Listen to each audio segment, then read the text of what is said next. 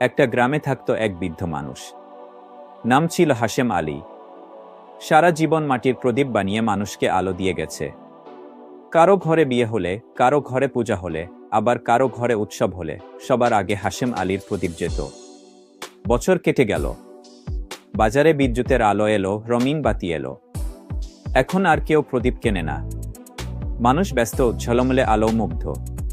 হাশেম আলী একা হয়ে গেলেন। একদিন হাশেম আলীর ছোট্ট নাতনি এসে বলল, দাদু, তুমি কেন প্রদীপ বানাও? সবাই তো এখন আলো পায়। হাশেম আলী মৃদু হাসলেন, বললেন, বাবু, আলো মানে শুধু বিদ্যুৎ নয়, আলো মানে আশা। প্রদীপটা ছোট, কিন্তু অন্ধকারের মাঝে দাঁড়িয়ে সে জানা এখনো আলো বাকি আছে গিয়ে। সেই রাতে গ্রামে হঠাৎ বিদ্যুৎ চলে গেল।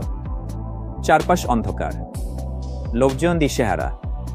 তখন হাশেম আলী একে একে তার সব প্রদীপ জ্বালালেন। পুরো গ্রাম ঝলমল করে উঠল। সবাই অবাক হলো, এতদিন ধরে ভুলে যাওয়া প্রদীপই হলো অন্ধকারে সবার ভরসা। নাতনি দাদুর হাত ধরে বলল, দাদু, আমি বুঝেছি, তোমার প্রদীপগুলো কখনো শেষ হবে না। তুমি না থাকলেও এগুলো মানুষকে আলো দেবে। গল্পের শিক্ষা, যা ছোট বা পুরনো মনে হয়, তার মধ্যেই অনেক সময় সবচেয়ে বড় আলো লুকিয়ে থাকে।